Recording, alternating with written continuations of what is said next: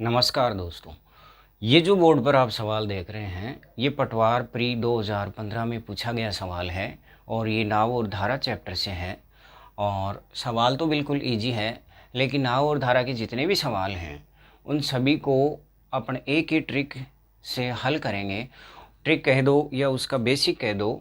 नाव और धारा के जितने भी सवाल बनेंगे या जितने भी सवाल आपको कहीं से कोई भी सवाल उठा लीजिए, आज मेरे बताने के बाद में आप किसी भी सवाल को आसानी से हल कर दोगे। बस आप मेरे साथ साथ जो मैं समझा रहा हूँ उसको समझने की कोशिश करना।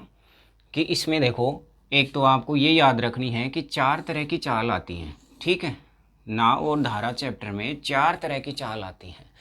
एक तो मैं मान लेता हूँ कि धारा के विपरीत दिशा में चाल, धारा के विपरीत दिशा में चाल, ठीक है। और दूसरी हो गई धारा की दिशा में चाल, धारा की दिशा में चाल। और एक हो जाएगी आपकी शांत जल में नाव की चाल, ठीक है। और चौथी हो गई आपकी, यहाँ मान लेता हूँ मैं कि धारा या नदी या जल की चाल, या जल की चाल, ठीक है। ये 4 चाल आपके पास में आती हैं। नाव और धारा जो चैप्टर है वो केवल इन 4 चाल पर आधारित है, ठीक। एक तो धारा की विपरीत दिशा में चाल हो गई, दूसरी शांत जल में नाव की चाल हो जाएगी, और एक धारा की दिशा में चाल हो जाएगी, और एक हो जाएगी आपकी धारा या नदी की चाल। अच्छा, इन चालों को समझने के लिए एक एग्जाम्पल मैं आपको देता हूँ कि जैसे मान लीजिए आप साइकिल चलाते हो, ठीक है। सामने से अगर हवा आ रही है, तो हवा सामने से आ रही है, उसके आप विपरीत जा रहे हो, उसके सामने जा रहे हो, तो वो कौन सी दिशा होगी? धारा की विपरीत दिशा। और एक जिस दिशा में हवा चल रही है उसी दिशा में आप चला रहे हो साइकिल को, तो आपको कोई जोर नहीं आएगा, आपको हवा जो है वो धक्का और मारेगी। तो आप किस दिशा में जा रहे हो? धारा की दिशा में, हवा की दिशा में, ठीक है। एक हो गई, कोई हवा नहीं चल रही है, बिल्कुल शांत मौसम है, शांत है, जल भी बिल्कुल शांत है, या यूँ मान लीजिए कि हवा बिल्कुल शांत है, ठीक। और उसमें आप चल रहे हो, तो वो शांत जल में आपकी चाल हो जाएगी। चौथी चाल है आपकी कि आप खड़े हो, लेकिन जो धारा बह रही है, जो हवा बह रही है, उसकी जो चाल है वो ये चौथी चाल हो गई। इन 4 चाल का खेल है, ठीक। अब इन चारों चाल को देखो आप कैसे हल करोगे। कि जैसे मान लीजिए कि धारा की दिशा में चाल आपको 18 दे रखी है। 18 क्या? किलोमीटर प्रति घंटा। आपको यहाँ चाल ही लिखनी है, ठीक है।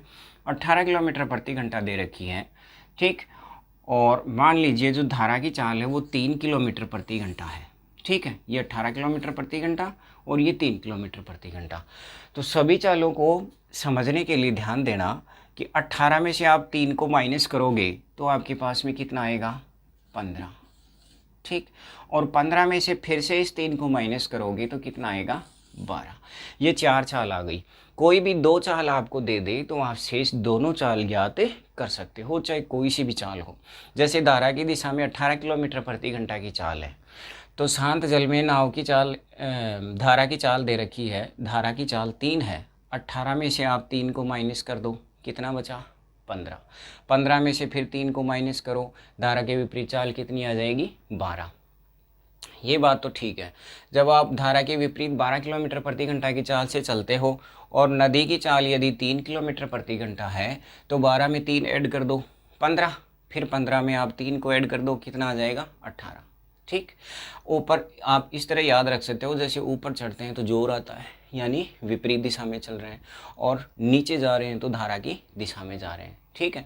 जैसे जैसे ऊपर चढ़ेंगे वैसे वैसे कम होती जाएगी। 18 में से 3 घटाओगे 15, 15 में से 3 घटाओगे 12।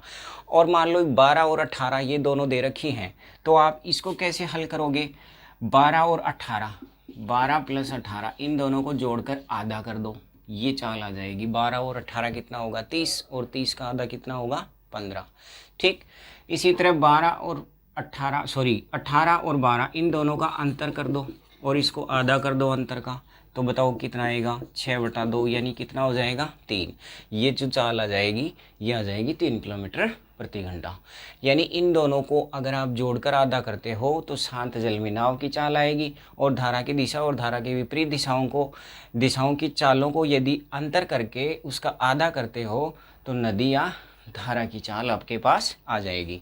एक और समझाता हूँ मैं आपको कि जैसे मान लीजिए ये चाल आपको 15 दे रखी है, ठीक है, 15 किलोमीटर प्रति घंटा। और ये कौन सी चाल है, कौन सी चाल मानी है आपने, धारा की दिशा में।